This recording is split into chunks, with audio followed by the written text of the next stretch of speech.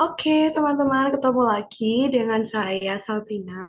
Di sini kita akan membahas salah satu jenis soal yang paling sering muncul di UTBK. Nah, soal tipe apa sih? Yaitu tipe soal transition question. Nah, apa sih transition question itu? Transition question itu adalah tipe soal yang mana memberikan pertanyaan untuk menentukan topik apa yang mendahului teks atau topik yang mengikuti teks. Nah, seperti itu. Nah, berikut ini adalah tipe-tipe pertanyaan yang bertujuan untuk mencari transition question. Oke, kita pahami ya. Soalnya muncul seperti bagaimana.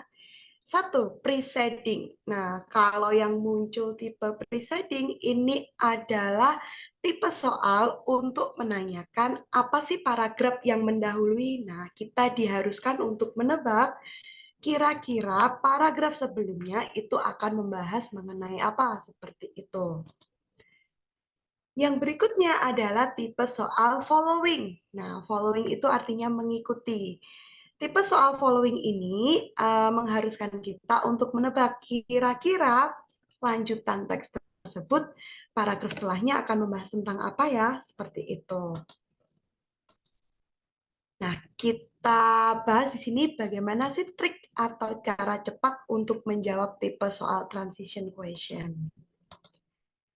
Yang pastinya kalau yang muncul soalnya berbentuk preceding, nah tadi kita tahu ya preceding itu kita harus menebak paragraf yang mendahului. Bagaimana caranya? Kita harus mencari kata kunci pada kalimat pertama di dalam teks tersebut. Lalu kita simpulkan kira-kira paragraf pendahuluannya akan membahas tentang apa ya dari clue kata kunci ini. Seperti itu. Lalu kita pilih jawaban yang menggambarkan dengan kata kunci kalimat tersebut. Nah, pilihan jawaban ini bisa saja kata-katanya sama persis atau bisa dengan sinonim. Jadi mungkin menggunakan kata lain yang bermakna sama. Lalu jika muncul soal berbentuk following, bagaimana kita harus melakukannya? Lawan katanya ya, kalau preceding itu tadi yang mendahului, kalau following yang mengikuti. Cara cepatnya atau tips triksnya, kita harus menemukan kata kunci di kalimat terakhir. Jadi kalimat terakhir itu di paragraf terakhir ya. Lalu kita simpulkan seperti tadi, lalu kita pilih jawaban yang menggambarkan kata kunci di kalimat terakhir tersebut. Oke, biar kita bisa langsung praktekkan, gimana sih caranya? Kita langsung bahas ya di contoh soal. Oke, di sini ada sebuah teks ya, teman-teman. Nah, bisa lihat kita bahas sekilas teksnya menggunakan metode skimming. Teksnya tentang apa sih? Kita baca sekilas. Earthquake is any sudden shaking of the ground caused by the seismic wave through the earth rocks. Jadi gempa bumi itu adalah guncangan yang tiba-tiba dari dalam tanah yang disebabkan oleh gelombang seismik. Seismic waves are produced when the sum of the formed energy stored in the earth crust. Oh, jadi gelombang seismik itu diproduksi ketika ada energi yang tersimpan di lempeng bumi. Usually when mass of rock training against of another sudden. Nah, kita lihat dari situ tadi kita tahu ya kalau teksnya itu membahas tentang proses terbentuknya sebuah gempa bumi. Jadi proses bagaimana gempa bumi bisa terjadi. Nah, dari paragraf ini kita lihat soalnya. The paragraph following the passage most likely discussed. Nah, tipe soalnya adalah following. Berarti apa yang harus kita lakukan? Ya, membaca kalimat di paragraf terakhir, kalimat terakhir dan menemukan kata kuncinya. Kita lihat kata kuncinya.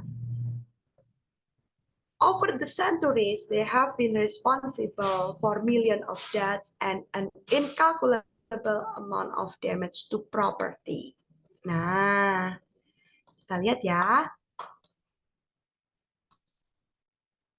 Oke, tadi artinya adalah selama berabad-abad, ya, maksudnya gempa bumi itu bertanggung jawab terhadap sejumlah kematian dan jumlah kerugian yang tidak bisa dikalkulasi atau tidak terhitung, kerusakan yang tidak terhitung. Yang artinya kata kunci di kalimat terakhir tersebut adalah kerusakan yang tidak terhitung. Sehingga kemungkinan besar topik selanjutnya akan membahas tentang kerusakan-kerusakan atau contoh-contoh kerusakan yang mungkin diakibatkan karena gempa bumi tadi. Nah, maka dari itu di pilihan jawaban ada kata substantial damage mempunyai makna yang memiliki arti kerusakan-kerusakan penting. Sehingga jawabannya yang B, seperti itu. Oke, bisa dimengerti ya? Coba kita bahas satu kali lagi. Ada contoh soal 2. Oke, di sini ada sebuah teks. Kita baca sekilas teksnya tentang apa. European society in the 18th century was a broad pyramid with the view of the nobility at the top and the masses of the peasantry at the bottom.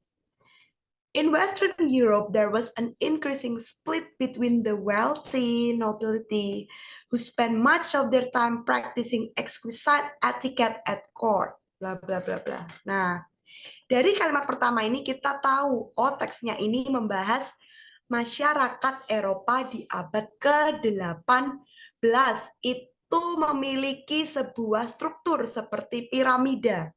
Yang mana masyarakat kaum atas ada di struktur paling atas dan kebanyakan masyarakat bawah ada di struktur terbawah. Oke, kita lihat soalnya. Berbeda dengan yang tadi, ya kali ini contoh tipe soal the paragraph presets. Nah, presets itu preceding, berarti kita diharuskan untuk menebak paragraf yang mendahului teks ini. Bagaimana tadi caranya? Oke, kita praktekkan. Seperti yang kita bahas tadi, kalau tipe soal preceding paragraph, berarti kita harus membaca kalimat pertama. Kita tahu kalimat pertama tadi berbunyi, European society in the 18th century was a broad pyramid with the few nobility at the top and the mass of the peasantry at the bottom. Kata kuncinya adalah European society.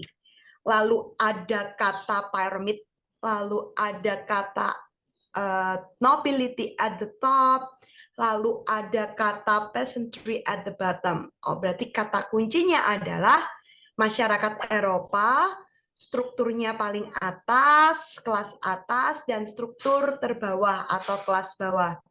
Sehingga kemungkinan besar kita tahu kira-kira berarti paragraf yang mendahului teks ini adalah tentang topiknya adalah kelas-kelas sosial di masyarakat Eropa ya. Jadi membahas tentang kelas-kelas sosial di masyarakat Eropa.